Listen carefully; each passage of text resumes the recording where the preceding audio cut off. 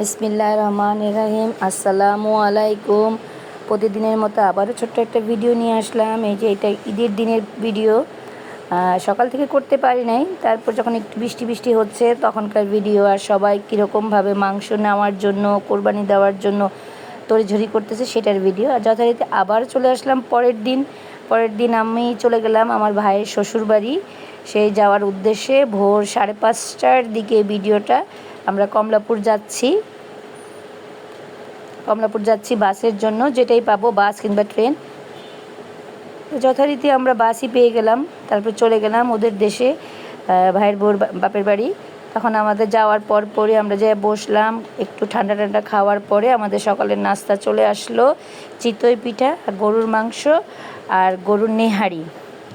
এটা খেয়ে আবার আমরা চলে গেলাম পুকুরে, মানে পুকুর তো না, এটা নদী, ভৈরব নদী বলে।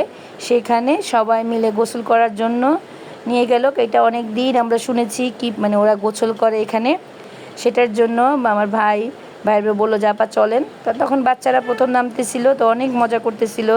ভাইয়ের ছেলে, আমার ছেলে, ভাইয়ের শালা, তারপর আমার ভাইয়ের মেয়েটা। তো ওদের দেখতে দেখতে এক পর্যায়ে আমার ভাইয়ের বউ আমাকে মানে খোঁচাচ্ছিল যে আপা আপনি না নামলে আমি নামতে পারবো না। তখন আমি বললাম যে না, নামবো না, এখানে অনেক মানুষ। কিন্তু তারপরও ভাইয়ের বউটা যখন আবারও আবদার করলো, তখন চিন্তা করলাম বেচারি আসছে দেশে, যদি গোসলই করতে না পারলো তাহলে কেমন হলো। আর ছাড় দেওয়া ভাইয়ের বউকে। তখন আমি বললাম যে চলো ঠিক আছে আপা, আগে আপনি নামেন, তারপরে আমি নামবো। তারপরে আমিও নেমে গেলাম, আমার সাথে সাথে ওকে নিয়েই নামলাম, যে ভাইয়ের বউর একটা শখটা পূরণ করি, ইচ্ছাটা পূরণ করি। তো সেই ইচ্ছায় যথারীতি এই যে আমি অল্প পানিতেই ছিলাম, আর ওরা সবাই মিলে পরে ঝাঁপাইলো। আমি ভাইয়ের মেয়েটারে নিয়ে আমি দাঁড়াইছিলাম। বললাম আমি ওকে নিয়ে দাঁড়ায় থাকি আর তোমরা গোসল করো। তা দেখতে পাচ্ছিলাম যে আমার ছেলেটা যথারীতি ডুব দেওয়া, 3 মিনিট 4 মিনিট ডুব দেওয়াও শিখে গেল, তারপরে সাঁতারও শিখে গেল। প্রায় মানে ভালোই সাঁতার শিখে গেল। সাঁতার কাটতেছে আমার ভাইয়ের ছেলে, আমার ছেলে। তো আপনারাও দেখতে পারতেছেন। যদি ভালো লাগে তো লাইক, শেয়ার, কমেন্টস করবেন, সাবস্ক্রাইব করবেন। আমার ভিডিওটা পাওয়ার জন্য বেল আইকনটা বাজায় রাখবেন। এই তো ভাইয়ের ছেলেকে উঠাইতেই পারতেছিলাম না পানি থেকে। এই যে ভাইয়ের মেয়েটা কেমন করতেছে সেটা দেখতে পাচ্ছেন তো, যে সে পাগল হয়ে যাচ্ছে পানির মধ্যে, মানে ডুব দেওয়ার জন্য। ওরা যেভাবে ডুব দিতেছে ও সেভাবে ডুব দিতে চাইতেছে,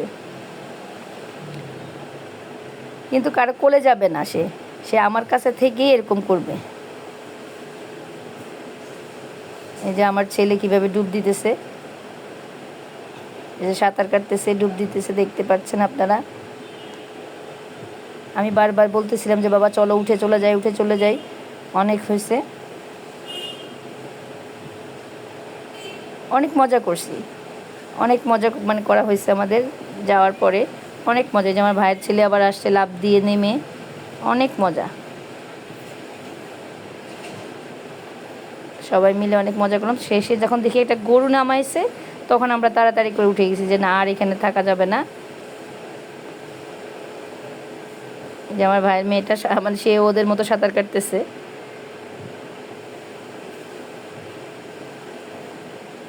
আবারও বলতেছি, যদি ভালো লাগে প্লিজ আপনারা লাইক, শেয়ার, কমেন্টস করবেন, আমার সাথে থাকবেন, আমাকে সাপোর্ট করবেন।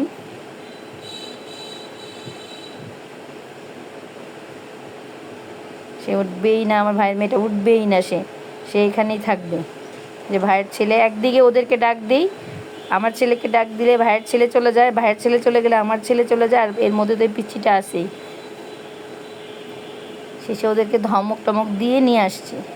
এই যে আমার ছেলে কীভাবে শুয়ে আছে পানির মধ্যে, ভাইয়ের ছেলে আমার ছেলে দুজনেই শুয়ে আছে, আর আমার ভাইয়ের মেয়েটা উঠবেই না।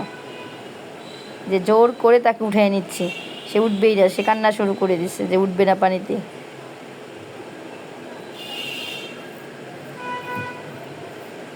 যে বকা দিচ্ছিলাম ওদেরকে যে উঠে যাও বাবা, আর না।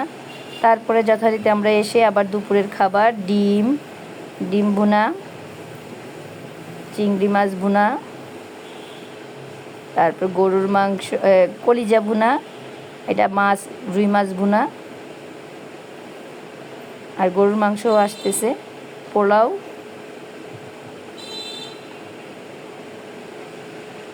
দুপুরে খাওয়া শেষ। বিকেলবেলা আবার একটু বাইরে এসে দাঁড়ালাম ওদের বাসার থেকে বের হয়ে। রাস্তায়, কারণ কারেন্ট চলে গেছিলো তো, গ্রামের তো কারেন্টটা বারবার চলে যায়। তখন দেখি যে হাঁসের বাচ্চাগুলো সবগুলো কীভাবে করে তাদের ঘরে যাচ্ছে, দিন শেষে তারা তাদের ঘরে যাচ্ছে। আবার রাতের খাবার যথারীতি রাতের বেলা বললাম যে আর মাংস খাবো না, কারণ সকালেও মাংস খাওয়া, দুপুরেও মাংস খাওয়ার, গরমটা প্রচুর ছিল। তারপর খালাম্মাকে বললাম যে খালাম্মা একটু ভর্তা করেন, তো খালাম্মা তার মধ্যে ভর্তা করছে, বাদাম ভর্তা। আর তো পরের দিন সকালে নাস্তা করে চলে আসলাম আবার নিজের উদ্দেশ্যে। ভাইকে আর ভাইয়ের বউ, ভাইয়ের বাচ্চাদেরকে রেখে আমি আমার ছেলেকে নিয়ে চলে আসলাম ঢাকাতে নিজের বাড়ির উদ্দেশ্যে। কারণ প্রচুর গরম ছিল আর আমার একটা দাওয়াতও ছিল আমার ননাসের বাসায়, সেইটার জন্যই চলে আসলাম। ভাই অনেক মনে কষ্ট পাইছে যে এক রাত্রের জন্য আসলা, আর একটা দিন থেকে যাইতা। ভাইয়ের শাশুড়িটাও অনেক ই করছে যে মা এটা কেমন হলো। আমি না খালাম, মা আপনাদেরও মন রক্ষা করলাম এবং আমার এখন আমার শ্বশুরবাড়ির মনও রক্ষা করতে হবে। আমার যেহেতু ননাসের বাসায় দাওয়াত আছে 10 তারিখ দুপুরবেলা, তাই খালাম মা আজকে আমার চলেই যেতে হবে, তাই চলে আসলাম। সেটাই আপনাদেরকে একটু দেখাচ্ছি যে ট্রেন দিয়ে রাস্তা, ভালোই লাগলো। যদিও ট্রেন থেকে ভিডিওটা করা খুব কষ্টকর, কারণ হঠাৎ করে অ্যাক্সিডেন্ট হতে তো আর সময় লাগে না। অনেক সেফ চিন্তা করে ভিতর থেকেই ভিডিওটা করলাম, আপনাদেরকে দেখালাম। এটা একদম চলে আসছি আমাদের রেলগেটের এই দিক দিয়ে চলে আসছি, সেই ভিডিওটাও আপনাদেরকে করলাম, মানে বেশ খানিকটা পথেই। আবারও বলছি, যদি ভালো লাগে একটু লাইক, শেয়ার, কমেন্টস করবেন, যাতে আমি আরও ভিডিও ছাড়ার উৎসাহ পাই। কারণ লাইক, শেয়ার, কমেন্টস পেলেই আমার ভিডিও দেওয়ার উৎসাহ থাকবে, ভিডিও করার উৎসাহ থাকবে, আর আপনাদেরকে শেয়ার করারও আমি স্কোপ খুঁজে পাবো। তাই বারবার আপনাদেরকে রিকোয়েস্ট করতেছি, আমাকে লাইক, শেয়ার, কমেন্টস করবেন, আমার সাথে থাকবেন, আর নতুন নতুন যাতে আমি ভিডিও দিতে পারি